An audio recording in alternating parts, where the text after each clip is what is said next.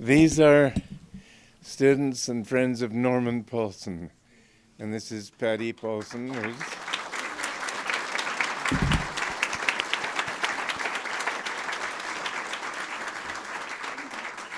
Norman was very dear to me. And I'm very glad that you could be here. I have had a chance to read their yearbook of 2007, and all the people in it, what I got the most from it was that they all seemed familiar to me and very dear to me. I would like to ask Patty to say a few words.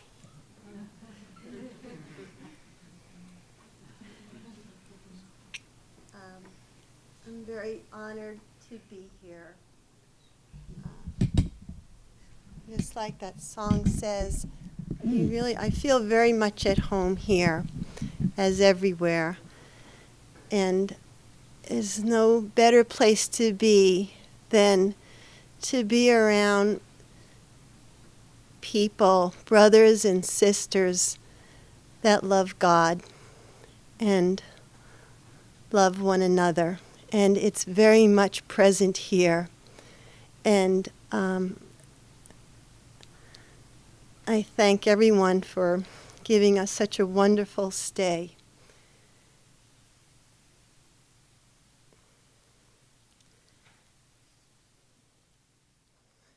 Thank you.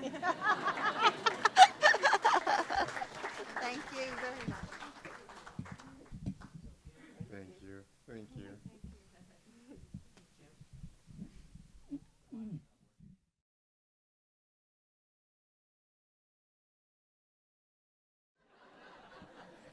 Can you hear me if I speak without it? What? It's okay, it's on. You know, when different people left Mount Washington, sometimes people asked Master, when will they be back? In other words, if they left as disciples, when will they be back? And he'd say, after 2 or 3 lives, and one person he said, never, he was never in. But when people asked about Norman, Master said he doesn't have to be back, he's always with me.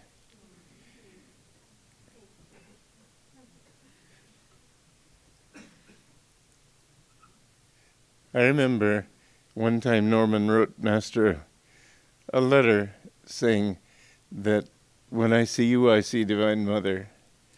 And Master, you would expect him to respond in a humble way. What he said was, then behave accordingly. And that is the subject that I want to talk about tonight. That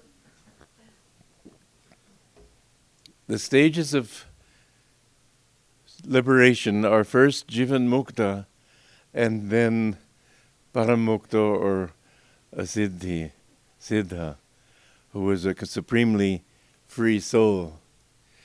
And the state of jivan mukta, Master said that all of you should aspire to.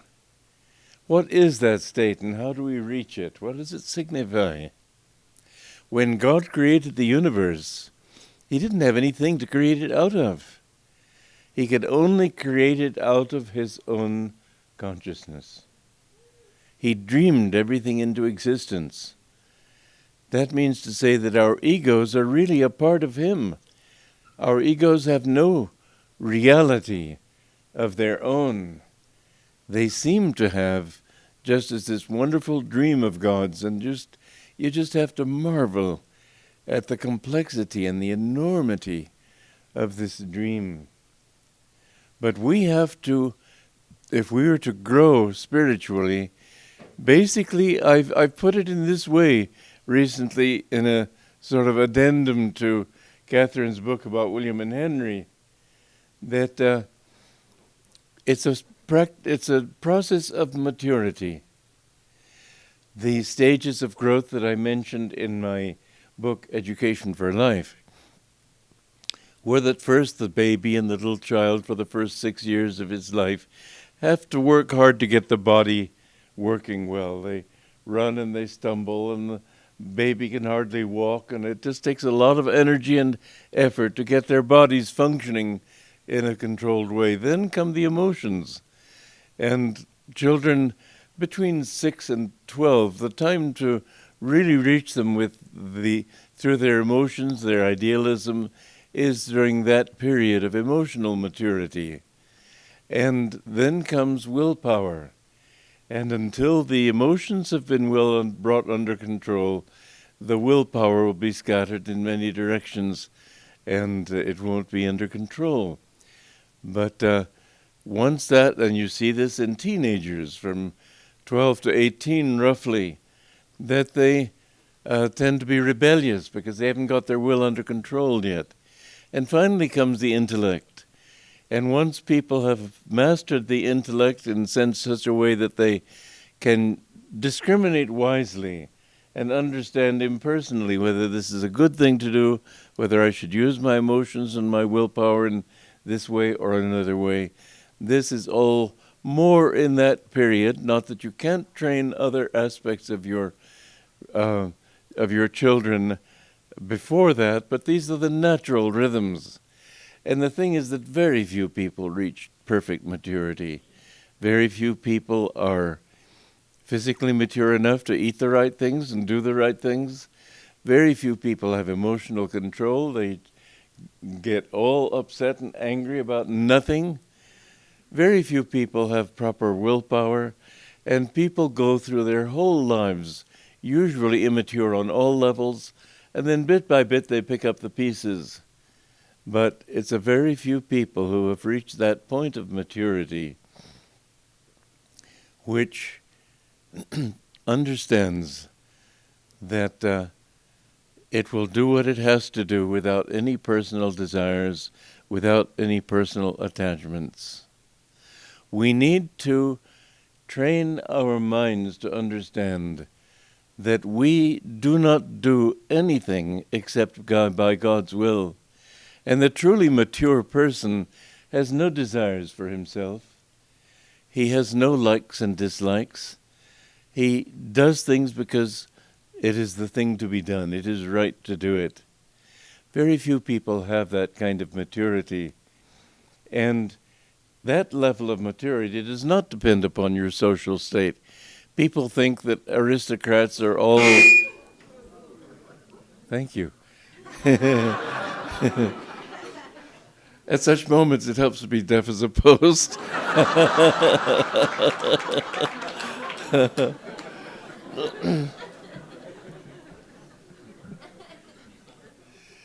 It is very... It doesn't matter upon your social level. People think of aristocrats as very sort of haughty and grim even.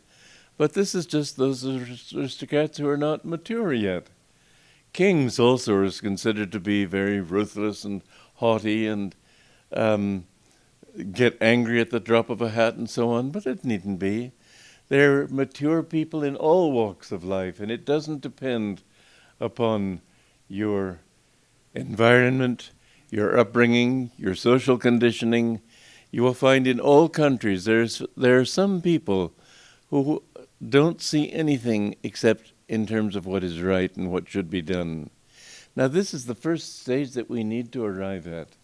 And how do you arrive at that? Perfect maturity means the state of jivan mukta.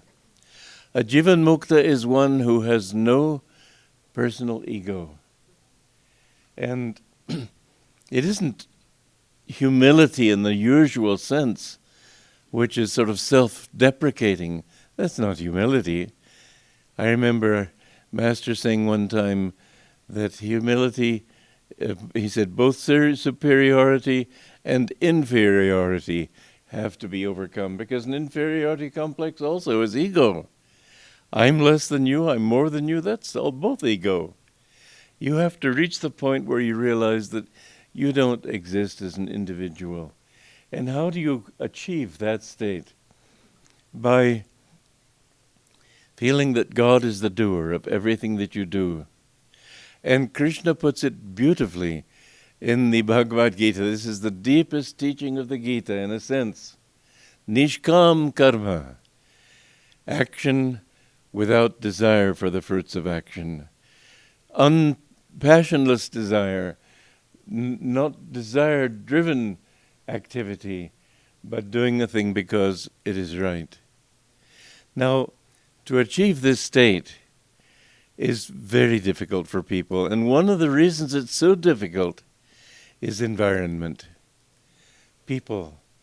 The people's consciousness in the world we live in are very important. I have noticed coming north from Mexico into California, suddenly crossing the border, I don't know why the border should do it, but it happens to be that way. Maybe it's astrological, I don't know.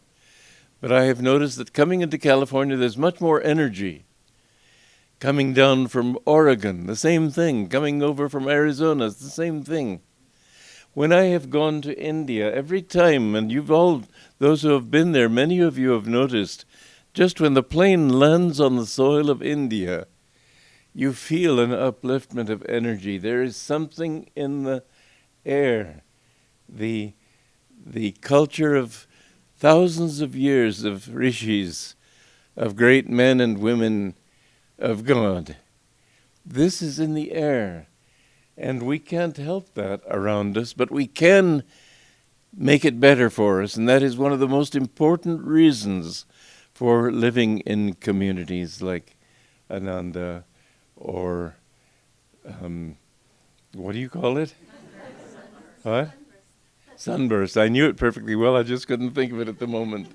Beautiful name. But the thing is that if you want to find God, and is this a promotion for people joining Ananda? Yes, it is. Because when you're living with people who love God, somehow you can't help feeling something in yourself. It's much easier to grow. Worldly people, they're always misjudging you. They're always trying to pull you down. They're always, whenever they see any noble quality in you that they don't have, they try to pull you down to their level. This is the nature of the world. I remember several years ago when I came back to Ananda from Europe, and I walked down the road from where I live at Ayodhya. And then I walked back, and at a certain point I said, "Oh, it feels so peaceful here." And I realized I had just crossed the border of Ananda. There is something very much to be said. Master used to say that environment is stronger than willpower. And it's very hard when you're living with somebody, when you're family, when you're neighbors, when all these people are, they're thinking of themselves. This is the usual pattern in this world. And it's such that I've noticed this, that when you have somebody who is without any motives, then people tend to think that he has bad motives. Because if you didn't have bad motives, why can't you just honestly say what you really want in life? And so Jesus said that those who renounce all for God's sake will have 100-fold and persecution. And yes, persecution is a part of it. We know that at Ananda. Some of us know it from our fellow friends and families. It's just a part of this world. But you must become strong in yourself. I think that maybe I'd want a few victories in other lives, because at the age of 9, my parents sent me to Switzerland to school, away from Romania, where I was living and where I was born. And it was a very difficult thing for a child of 9 to be sent away not only to another country, but surrounded by another language. I knew German, I knew Romanian, I knew English. I didn't know French. It was very hard and I felt very lonely, but I'm very grateful that I was forced for my health. My parents weren't trying to get rid of me.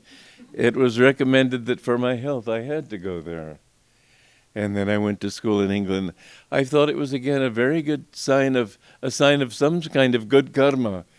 that victories won in the past, that my father, just when I was ready to find Master, he was sent by his company to Egypt to seek oil there. And after a few months of packing Mother up and everything, I put her on the ship to go join him in Egypt. The very day that I put her on the ship, I found Autobiography of a Yogi. It was really a great blessing. I know they would have done their best to keep me from it. Mind you, a week before I went and said my first words to him were, "I want to be your disciple." A week before that, I had never heard words like yogi, dharma, karma. I didn't know anything about reincarnation. The whole thing was just completely foreign to me. But when I read Autobiography of a Yogi, that did it for me. I knew that's what I wanted. I've never changed my mind for a second in all these 60 years. But I was spared that. I don't know that everyone is spared that. But I have always, fortunately, and I think this is why I was spared it, I've never let anybody's opinions influence me. If I liked them and they decided they didn't like me, I still liked them. If I felt there was something wrong with them and they were full of liking and admiration for me, I still didn't feel right about them. My opinions were my own, and I think that's why I didn't have to go through that test, which would have been unpleasant, but I could have still survived it, because I knew what I wanted. I wanted truth, I wanted God. And Master was the way that I knew that I could find God. But to be a jivan mukta, you've got to be able to stand firmly on your own feet, in spite of what anybody thinks or says. Don't let other people's opinions influence you. Don't let their likes and dislikes influence you. You know this modern art craze, which is still a craze after 100 years or so. I can't help thinking that people go to museums and sort of, yeah, it's beautiful. Or if other people, very few people can stand up and say, as I do, I hate Picasso. Because he's a distorted mind. He has a distorted image of people with these twisted faces and so on. I think art should be true to human nature. And if it distorts human nature, it's not art. It's grotesque. And I don't say he didn't do beautiful things, he did. But I think that I will not let anybody's opinion influence what I feel. And I'm perfectly willing to change my opinion, as all of you know who have worked with me, change it on a dime. If people can show me that I'm wrong, because it's not stubbornness. And if people show me that some course I want to take is wrong, I'll change immediately. This is the way to become a jivan mukta. Don't be settled in your opinions. Have them, but be open. Be open to the truth. Let the truth be your guide, so that everything you are seeking be determined by what is true and not by what looks nice or feels nice or anything like that. And this, I think, is one of the reasons for Ananda's success. We don't have, I know Alex was saying to me wrote to me the other day that it's been so moving to him to work with Ananda people, because he says that I find that you can resolve in an afternoon what normally would take 3 days. Because Ananda people don't have strong opinions, I want this, I want that. And this is the sort of thing that will lead you to jivan mukta. And I would like to propose that you always think, not only is this true, but will it lead me to that state which I aspire to and which I should be able to achieve in this life of jivan mukta. A jivan mukta is one who no longer feels that he is doing anything. He knows that God is the doer. And it's very important to get rid of that sense of ego, even in little ways. When somebody says something to you that you don't really like, welcome it. If somebody insults you, thank him. If somebody says, that was wonderful what you did, say, God is the doer. Don't accept to yourself any praise or blame. Praise cannot make me any better. Blame cannot make me any worse. I am what I am before God and my own higher self. This is what Master told us to do. So that in your work, sometimes people have written me, I don't feel appreciated in my work. I'd say that's good. Anything that can make you think that I want to get rid of this thought, it's good. I have found situations in which people didn't like what I did or what I represented or what I was. I'm glad for it. It helps me to diminish this thought of I, which is such a small thing when you come to look at it. I mean, look at this universe of eyes. Who are we? We're really nothing. But if we are instruments of God, there is nothing we cannot do. This is the secret to whatever creativity I've been able to manifest in this life. I don't feel that I want to write a particular note, and when I write music, I think that I can say with all sincerity that every note I have written has been sincere. But the reason it has been sincere is that I didn't do it. I always asked God, well, what would you like to say through me? What melody would you like to have through me?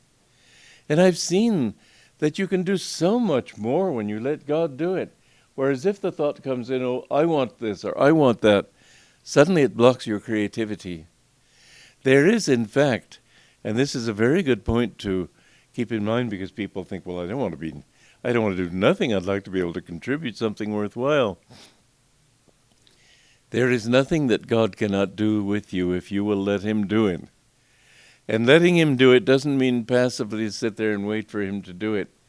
You have to put your mind into it and say, I want a melody that says such and such. This is what it is. You'll be amazed how quickly it comes. I want a melody that speaks of the joy in the heavens, as we just sang this evening, which it was an interesting source of that song. I was driving home one day and through a blinding rainstorm, and I had to be there at a certain time, and I was getting more and more frustrated because I could hardly see 100 feet on the highway. And then suddenly the thought came to me, well, I can't help the weather, but at least I can have good weather inside. And as soon as I had that thought, the song came to me, there's joy in the heavens and smile on the mountains and so on, as you heard. But all these songs have come in that way. I haven't done them, but He has done them. And the books that I've written, I could not have written them myself, but I didn't have to stop and figure them out. When I asked Master and God, suddenly I knew. This new whispers from eternity. I was very touched with a letter I got just a couple of days ago from Jacqueline Snitkin, whom I gave the name Jamuna. And she said when she saw that I had edited Master, she thought, how did he dare to do that? But I didn't. I just asked Master, what should this say? And I knew immediately. I did that whole book in less than 2 weeks. And how did I do it? Because I asked Him, and suddenly I knew what the phraseology should be. This is a very important thing, that when you ask God, but don't sort of lie limply waiting for Him to tell you, get into the act. You have to co-create with Him. You have to let Him do it through you, but you have to do it too. So there has to be this willingness to use your willpower. As Master said, I will reason, I will, I will act. But guide thou my reason, will, and activity in everything. And I think that when we act in that way, I don't say I think, I know that there's nothing He can't give you. He can give you the moon. Well, perhaps not literally, and I don't know what you'd do with it if you had it. But really, jivan mukta is the beginning. I know one of the disciples of Sri Ramakrishna said, I used to think that nirvikalpa was the end of the spiritual search. I've discovered it's only the beginning. What does it mean? It means that when you've achieved nirvikalpa, you've gotten rid of your ego, and then you can remember all your past lives. And you have to work at remembering and overcoming. You have to see yourself as whatever you've been, a pirate, a businessman, a housewife, a mountain climber, whatever it may be, and see God acting that role. God was perhaps acting foolishly through you. Of course he acted foolishly.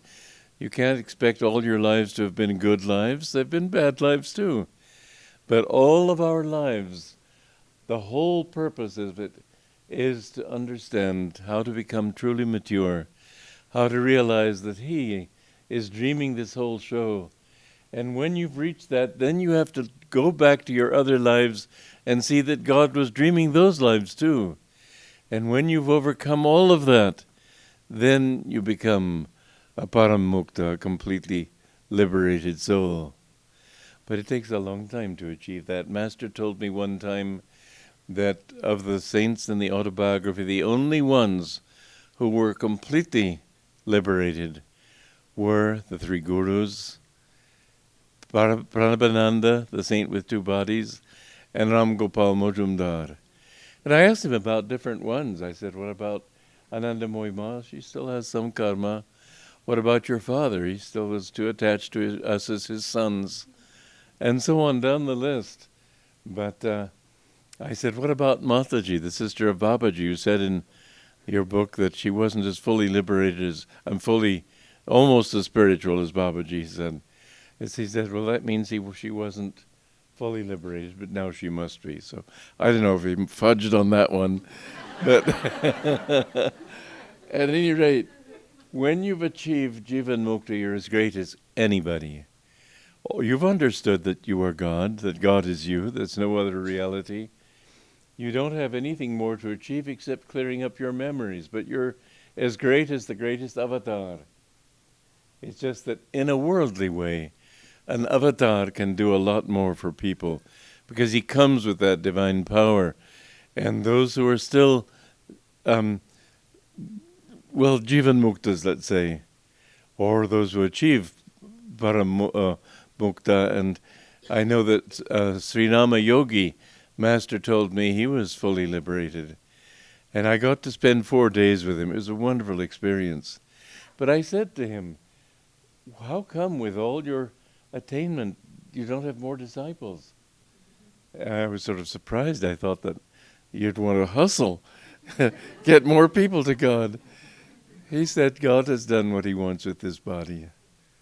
And this is the truth. They don't do it because they want it. Although there is that little memory, that little wish to help other people, yes, and that's why a person comes back as an avatar. It isn't that God orders you back. It's that you retain that wish to help other people. And so was our guru and our line of gurus. I think Master has been liberated for many, many lifetimes. When he wrote that beautiful poem, God's Boatman, he said, I will come back if need be 1 trillion times, as long as one stray brother is left weeping by the wayside. And this state suggests that he has come back many times in that way.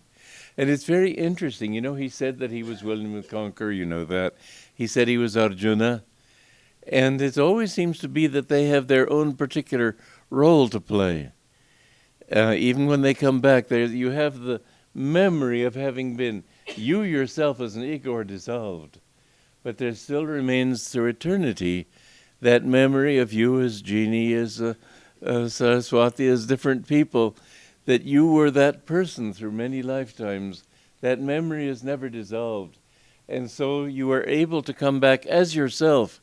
Jesus Christ came back as himself and not just as an abstract manifestation of God.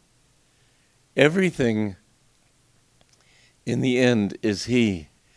But those who come back are very rare, because most people, when they look back, I mean, how long have we been roaming in this world?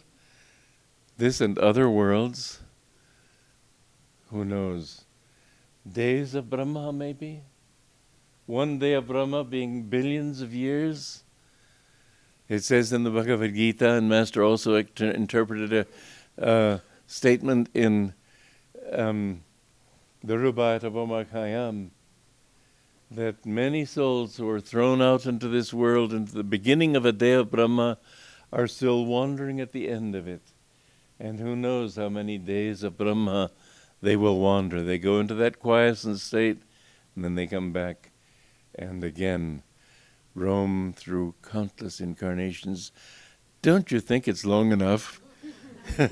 You may not be able to remember them, but surely you got this feeling which does come to people who, if there comes a certain point in your life where just a little bit of suffering makes you think, I've had it with this world. I want a better world. I want something truer. I want something lasting. And so it is. I don't think there's probably anybody in this room who hasn't turned to God because of suffering of some kind, which may not have been deep, but it reminded you of all, your soul was reminded of all those incarnation after incarnation of suffering. As Krishna says in the Bhagavad Gita, get away from my ocean of suffering and misery. And what is suffering really? Basically, it is thinking that things, it's due to thinking things not to be the way they are. And so as long as you've got an ego, you're going to wish that they were different from what they are. And so you'll suffer. Suffering, if you're perfectly open to anything that comes, it won't matter to you. Jivan muktas may go through great pain and suffering and so on. It doesn't matter to them. So remember, don't think that your freedom will come from not being sick or not having karmic problems to pay for or anything like that. Don't worry about that. Just say, it's your problem, God, it's not mine. And you will see that the time will come to you where you feel that nothing that you do is yours. I remember going up into Upper Ayodhya in 1975 or something like that.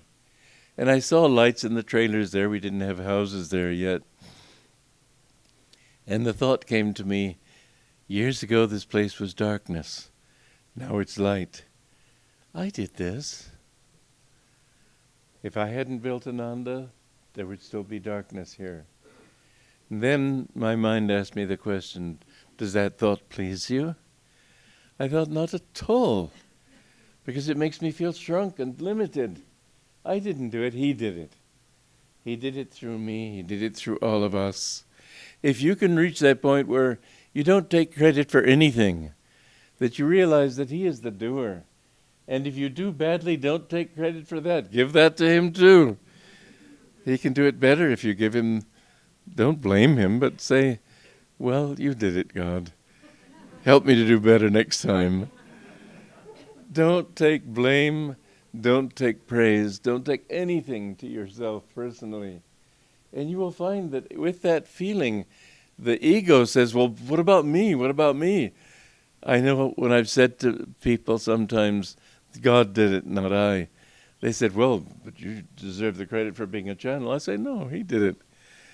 It's a much freer feeling when you can have that thought that He did it. It doesn't mean you don't put your will into it. It doesn't mean that you don't work with Him in accomplishing whatever you do. What happens rather is that you work much better when you understand that He is the true doer, and that His wisdom, His energy, His intelligence, all of this is His. So I would like to urge all of you to reach that point where you thank people for insulting you. Be happy if you've seen that you've made a mistake and say, God, help me to do better next time. Don't take your mistakes personally. We all make them. But if you give it to him, he will be able to help you to do better next time. And I think that this work that Master has done here, and I will say also at, what is the name again? Sunburst. And I know it absolutely well. You know, I can't help thinking that Master is more pleased with Norman than he is with Dayamata, because she has allowed power and money to go at her head. We have to understand that God doesn't care about our position. He cares about our intention. Nobody who would spend $50 million trying to destroy a brother could be altogether charitable. I'm not going to go into that one very long, except to compliment Norman that I feel he did do Master's will. We must reach that point where we see that, there's a beautiful thing that comes from it. This is what you notice, you think about when you see people who have no desires. And some saints put on this sort of garb, but it's not a true garb. That you're sort of, lo, I am with you always, kind of solemn. They become childlike. True saints are childlike. If you really knew Master, you wouldn't see him as scolding or anything. He was completely childlike in himself. Meditate on him, and you'll feel that in him. So, not to have any personal desire, not to have any personal ambition, not to take credit for anything personally, but to know that he's the doer, helps you to see that all people are really just instruments of God. And it's such a wonderful show when you can see life in that way. God has created so many different individuals, and each one will remain, in a sense, in memory, individual throughout eternity. It's an absolutely fabulous show. But when you pray to God, think of him too as childlike in his total wish for your welfare. He has no sense of indignation if you don't do right. If you sin, it's your sad thing that you didn't do better, but he's always there to help you. He's always on your side. Like there was one little girl of 12 who was performing in a high school play or grade school play and was very nervous.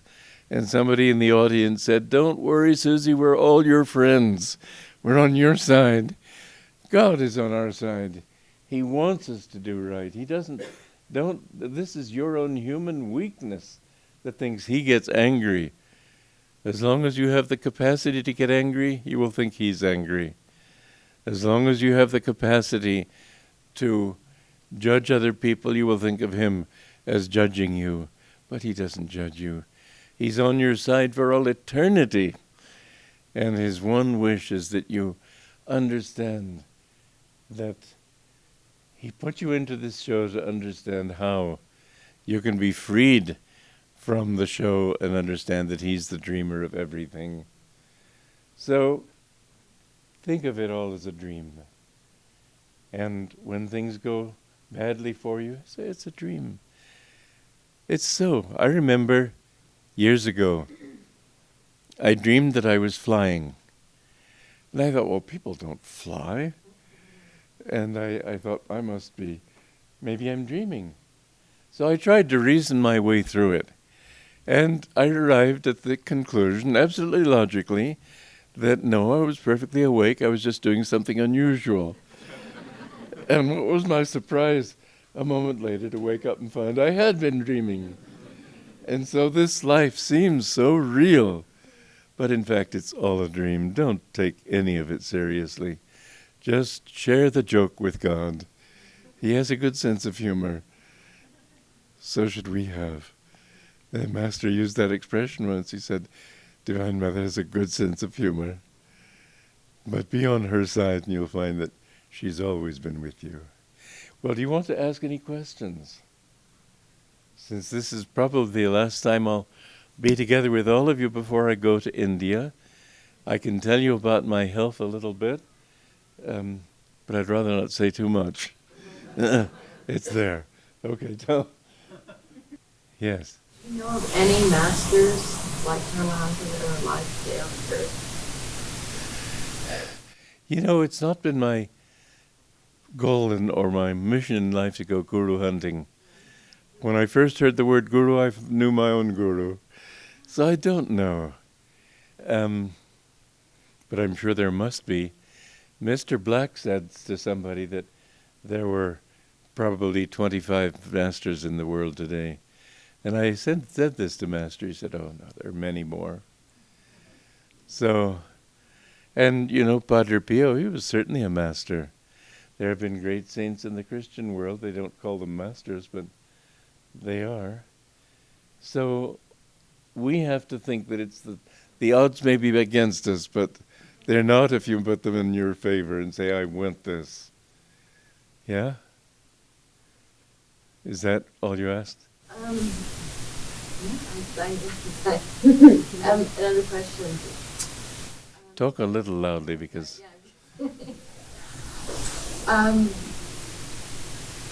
Is Kriya Yoga any relation to Vipassana? Does that have any?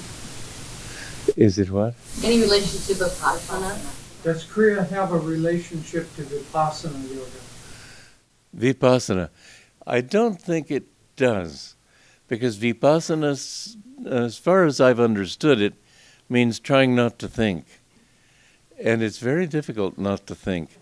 It's much better to think about something calming. And in that sense, I'm not sure I approve of Vipassana in that. At least I don't approve of trying to make the mind blank. It won't work that way. But Kriya Yoga gives you something positive to think about, and this is more helpful. So that's, I think, an important question. And I've also heard that Ananda Yoga called Surat Shabda Yoga. Shabda Yoga, Shabda means sound. Yes, the audible sound. Yes. And Ananda Yoga, we have given that name to our Hatha Yoga.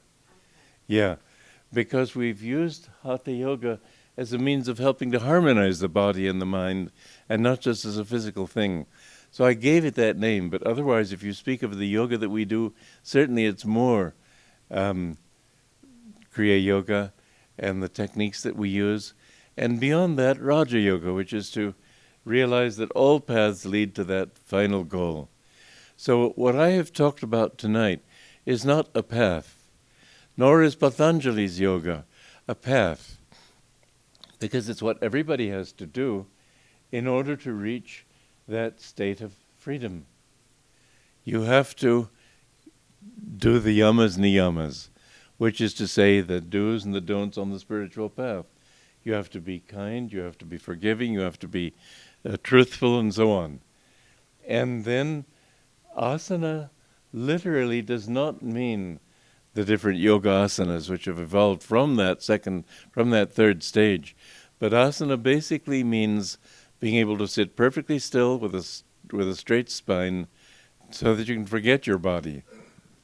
Pranayama does not mean a practice of controlling the breath, but it means reaching that point where you have control naturally, because your energy is withdrawn from the breath and going toward the spiritual eye. And so, dharana, dhyana, samadhi. Dharana means being able to meditate one-pointedly on when your mind is calm. No, pratyahara, I forgot. Pratyahara is interiorizing the mind first. And then when your mind is interiorized, focus it one-pointedly on one thing. And that means an aspect of God like Shabda or the light, whatever it may be. And the two most important manifestations of God are light and sound. And sound doesn't mean just chanting Om, it means communing with the sound of the universe. And this too has three aspects, which is why we have the in mythology, Brahma, Vishnu and Shiva. Brahma the creator, Vishnu the preserver, Shiva the destroyer, or he who dissolves everything back. But these three aspects of Om. They're very distinct sounds. The higher Om is Brahma. It takes, when you start a car, or you hear a car starting up, it goes like that. Then it reaches a level of coasting, and you move it to drive, and it goes, and then when it stops, and so it is that these three sounds of Om, you can hear them as distinct sounds. But communion with Om is the first step, and that is true dhyana, or true meditation. And it can be communion with the light, it can be communion with different aspects of God, because there are 8 aspects in all. And those would be light, sound, power, joy, peace, calmness, love. And? What? Wisdom, okay. The one I would forget. And so when you go into oneness with that, with any of those, you go into what is known as Christ consciousness to begin with. But that means the Christ consciousness is that aspect of God which manifested the universe and is reflected in that. The power that manifests the universe is Om. At the center of every little vibration of creation, which is what creates sound and light, at the center of it is the reflection of the Spirit beyond creation. So that God is omnipresent even in the stillness. At the center of every vibration there is still that still reflection of God. And so Sabhikalpa Samadhi means either Christ consciousness or going beyond that into the Spirit beyond creation. Om Tat Sat. Om is the vibratory creation. Tat is the Christ consciousness, the reflection of that Spirit in creation. And Sat is the motionless ocean out of which have come all vibrations. Now, Sabhikalpa Samadhi means oneness with the infinite, but still you have to come back to ego consciousness. So in Sabhikalpa Samadhi, you can still fall. And sometimes people do fall from that state, because they come back to their ego when they come back to the body. And I know that Paul Brunton, Master said, fell because of that. He attained Sabhikalpa, but as Master put it to me, he couldn't get over the thought that he was English.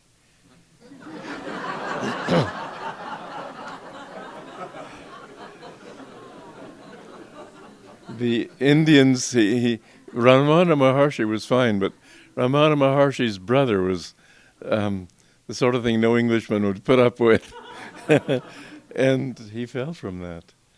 And I have some cause to think maybe I've attained that before, but now I'm not there.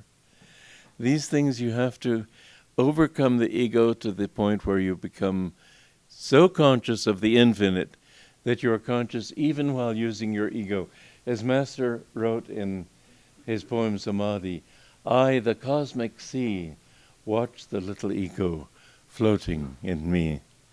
There has to be that little sense of self, otherwise you wouldn't keep your body moving. You wouldn't eat your food. But it always is with the thought that he is the doer through me. And so you know that beautiful story of Vedavyasa. The gopis wanted, every day they would take cheese over to Krishna when he was a boy. And one day there was a storm and the river was in spate and they couldn't get across. And then they remembered that Vedavyasa was a very highly advanced disciple, and they asked him if they would help the river to calm so they could cross to give Krishna his cheese, his chana. And Vedavyasa said, Krishna, Krishna, all I ever hear is Krishna. What about me? And they thought, my God. Well, okay, well, we'll give him a little cheese too. And he ate, and he ate, and he ate, till almost all the cheese was eaten. Then he somehow carried himself stumbling to the river, and he said, "Oh, mighty Jamuna, if I have not eaten anything, divide up and part." And the girls thought, what a liar. But the river obeyed him, and it divided, and they went to Krishna. And when they reached his hut, they called out, "Krishna, Krishna." "Yes." And finally he came to the door and he said, "What is it?" "Krishna, your cheese." "Oh, that fellow across the river has given me so much cheese I can't eat anything more." So the thing is that Vedavyasa did not think he was eating. He felt Krishna was eating through him. And so it isn't what you do. It's the consciousness with which you do it. Some people can even seem egotistical, as Vedavyasa did in that moment, but he wasn't, because he saw God was doing it. So remember, it's not a question of show. You're not showing your humility, but in yourself, just realize he is the doer. And you will feel great freedom in that thought. And so nirvikalpa samadhi means, and only that state only comes when you've realized that he is the doer of everything. It's not that you destroy your ego, but you keep it just enough to keep it moving. But there have been such saints, and I have met a number of them.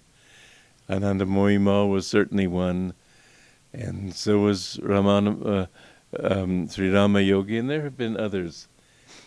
There have been such in the West also, but the West, unfortunately, doesn't understand these things. And so I would say that Catholic saints have become saints in spite of the Church, not because of it. The Church will persecute them until they're safely buried, and then they'll claim the credit for their sanctity. And to some extent, they deserve the credit, because through persecution, they help them become saints. But I would say that only in India is this highest religion kept pristine and pure, because it's been very much diluted in the West and in Islam and even in Buddhism. Sanatana Dharma is the one religion of the universe, and it doesn't have to be called Hinduism. It doesn't have to have a name, but Sanatana Dharma means the eternal religion, which is to say that truth which understands that everything has come from God, and the goal of everything is to merge back into Him eventually. So, any more questions? Yes. Stand up. Thank you. At the risk of being a little nosy, I was just wondering if you could share with us the mission of Maria and Ananda and your vision for the youth, and how us that are approaching middle age and senior life can help. Could somebody help me to understand what she said? Your vision for Ananta and Maria's mission and the youth? Oh, I'm very keen on the youth being involved here, and I'm so happy that they're becoming involved. I think that they should come here, work with Ananta and Maria on the land, and you start with your hands. I know Master had me doing gardening and cement mixing and all sorts of things. Start with that, and then it'll come out. I'd like to see many of them go to India, because I think we have a very important work to do in India. And I don't know how long I'll live, but I'd like to see it really launched there. As you know, we're moving to Pune, which is not far from Bombay. It's down in that area. It's up high enough so that the climate is ideal. And it's about 2,000 or 3,000 feet. It's a university town. I would like our young people to teach in the universities, teach yoga there. I think that can come. Well, I have lots of thoughts, but I won't talk about them this way. I'd rather do them. Any other thoughts? Yes. Sir, when you founded Ananda, there were many people who were very receptive to the idea of small cooperative communities. Do you feel that people in India are receptive to that with all the emphasis on westernization? India has certainly lost a lot of its spirituality, but it can't lose it because it's in its soil. And even atheists in India, it turns out that just they don't believe in the usual definitions of God, but you can't get that out of your blood.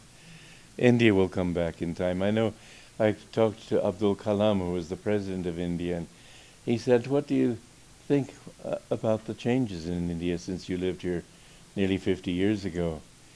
And I said, it's a necessary change. India has to claim her role alongside the other great nations of the world.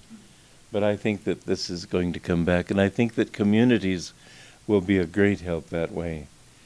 And I think that the potential for what Ananda can give there, you know, Indians don't know their own religion properly.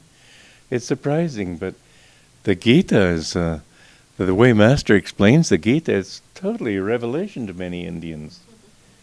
It's time for a new age. It is a new age, and he brought this new age, and it's just about as much for India as for here. And I've seen plenty of ignorant Hindus, as I've seen plenty of ignorant Christians, but the truth of it, finally, there is this. Master also said something very interesting. He said that the will of God is to balance the material efficiency of America with the spiritual efficiency of India. And he said that many Americans are Hindus reborn in his country, and many Indians are Americans.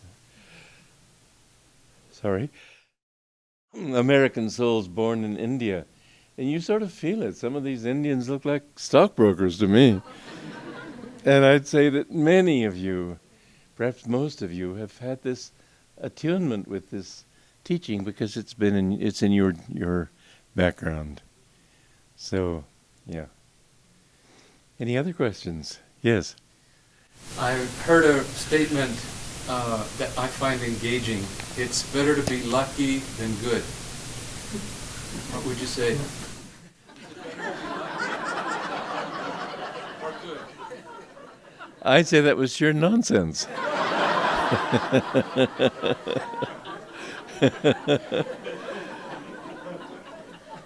You may have the good karma to be lucky, but if you go on doing wrong things, you'll end up being unlucky.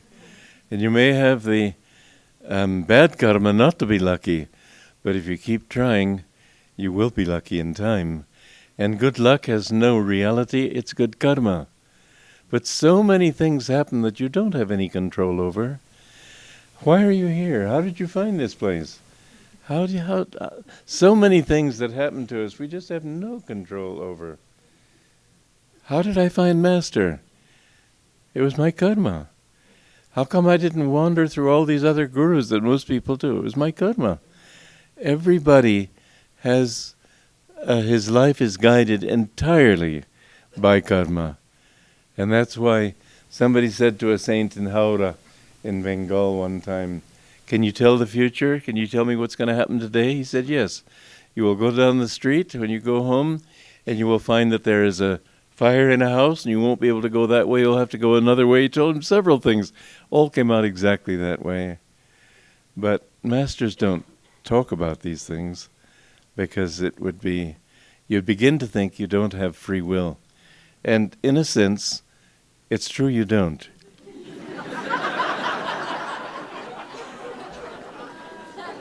But I don't mean that as humorously as it sounds. Because free will, if you think that free will means that you can do what you like, you can't. Something will prevent you from doing one thing and force you to do another.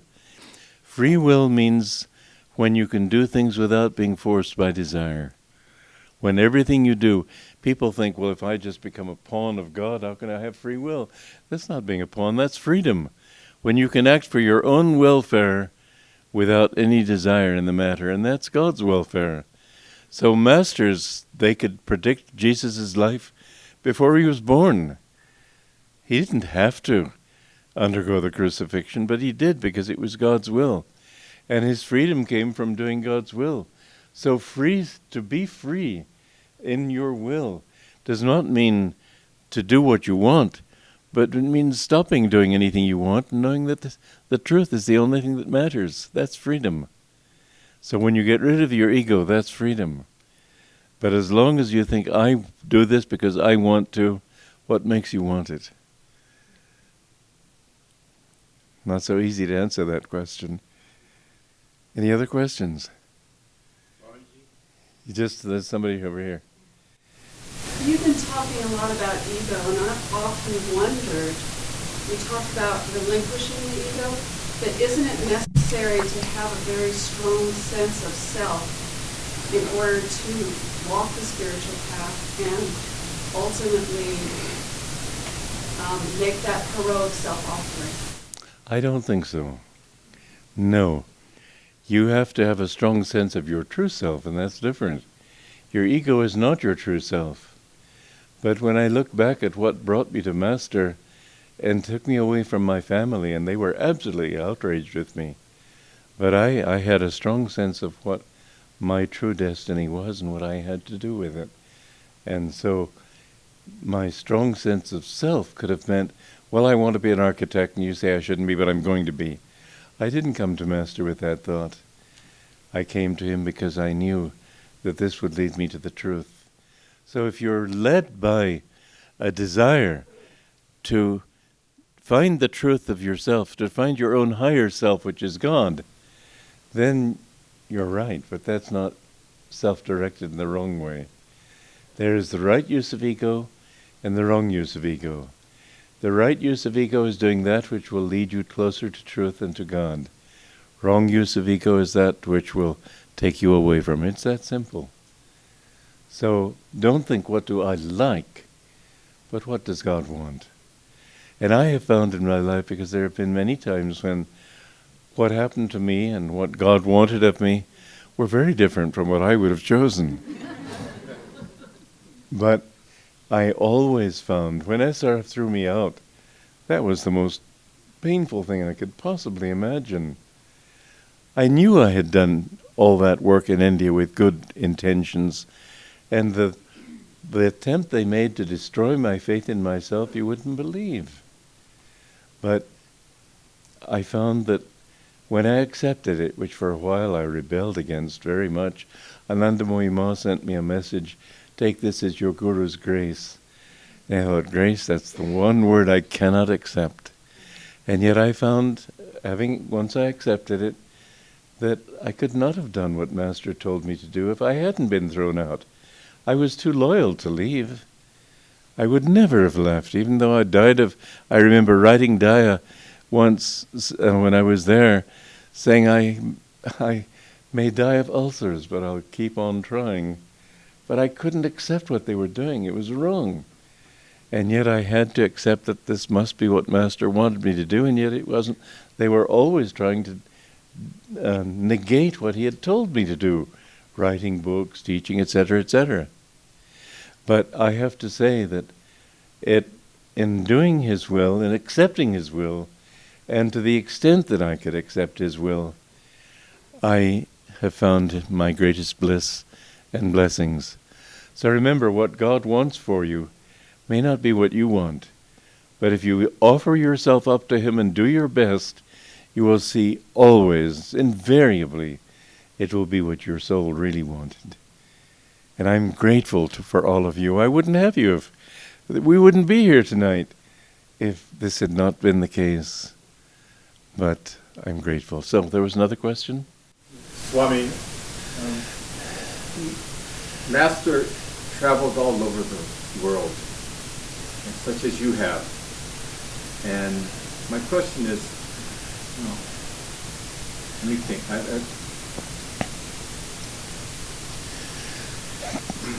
This life I've been born into an ethnicity of the Filipinos. Into what? Filipinos. Yeah. In the Philippines.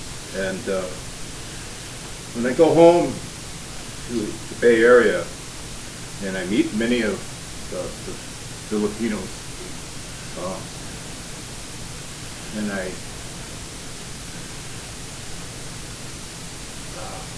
very Catholic. I was brought up very Catholic, but I learned Catholicism through Master. And my question is, what did Master ever talk about or mention the Philippines? About Such as Ananda has been traveling. We have South America, Africa. did he ever go to the Philippines? I don't know that he did. I've never been there either. But God is everywhere. I don't quite understand your question because I read a statement once, travel needn't be broadening if you diet.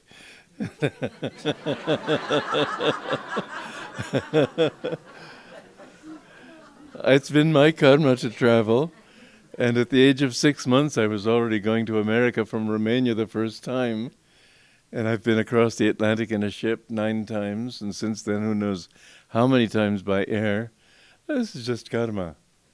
Thank heaven I've been able to hold on to my own self. And you're here, you're not Filipino, you're a child of God, and all of us are the same. Okay? Any other questions? Yes. I'm a disciple here, and Stand up so they can all hear you. My question is, the direction we're taking here, I really think this is the path that I want to take. But I'm wondering, how do we guard against lurking churchianity? That is just what I've been talking about, other people's opinions. I spent, after I was put out of SRF, I lived for 6 months in a Catholic monastery, New Kamaldali, which is the strictest order. And they wanted me to become one of theirs. I thought, no, I have to serve Master in some way. But I was seeking how to serve him.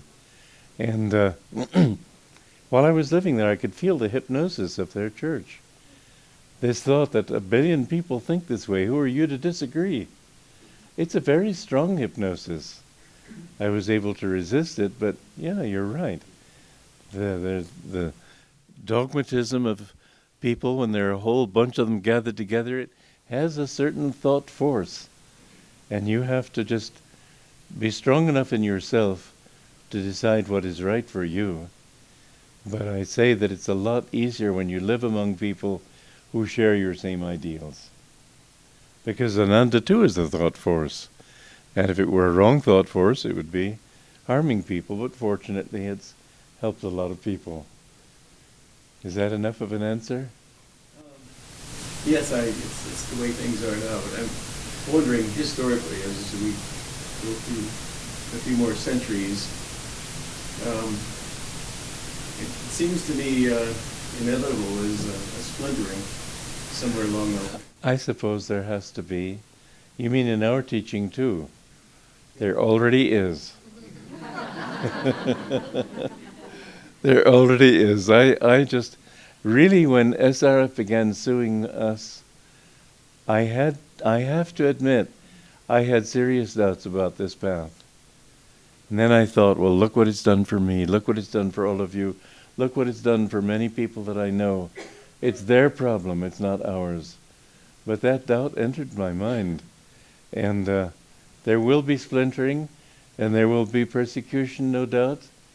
And it's the game of this world. Don't let anything come between you and God. And Ananda someday may come up with wrong ideas. I hope it doesn't. But be true to yourself above everything. This was my great problem in SRF. And it was a good problem to have. They made absolutely fixed and firm dogmas, and I could not accept them. And I never have accepted them. So they threw me out.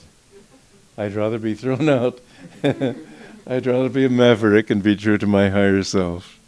Any other questions? Yes.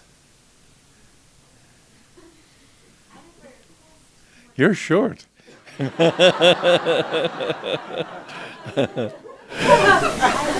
been from Kolkata, Bangladesh, or India? What's she saying? You've been to Calcutta. What? You've been to Calcutta. Sí. Tu mi Bangladano. Huh? Oh. আমি শুনতে পারি না। বললাম আমি আপনার মুখ থেকে একটু বাংলা শুনতে চেয়েছিলাম, খুব সুন্দর লাগে। আমার কাছে বাংলা সবচেয়ে মিষ্টি ভাষা আছে।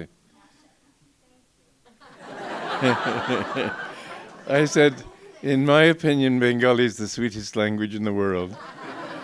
Sweeter coming out of your mouth. Yes. What did you say? What did I say? It's a secret. Any other questions?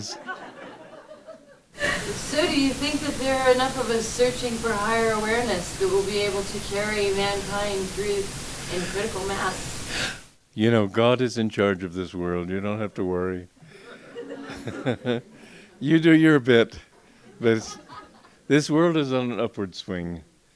And it may go through hard times. It will go through hard times. But we are warriors for the light. Not killing, but giving love and joy and spreading bliss. This is our mission. We can all do, each one is only his little bit.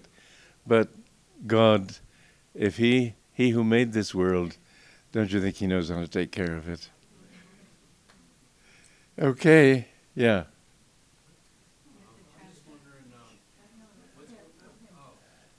Go ahead, back there. I'll call you next. What's one of your favorite memories that you've had with Master you can think of? Of Favorite memory of Master. I remember one time when I began to miss him very much. And I went down to Encinitas where he was staying at that time. And he passed by in the car and he looked at me and he said, I have missed you very much.